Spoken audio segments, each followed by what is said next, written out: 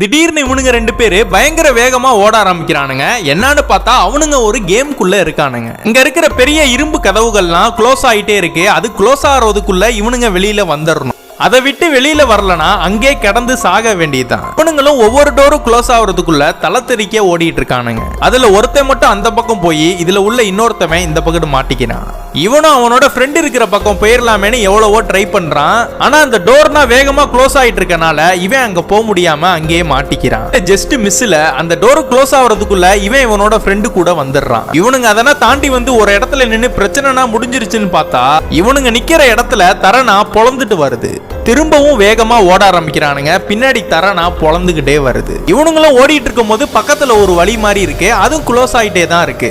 அது க்ளோஸ் அதுக்குள்ள போனா இவனுங்க தப்பிச்சிருவானுங்க. அது மேல எகிரி குதிச்சு தவழ்ந்து போய் ஒரு ஜஸ்ட் மிஸ்ல அது க்ளோஸ் ஆகிறதுக்குள்ள தப்பிச்சிடுறானுங்க.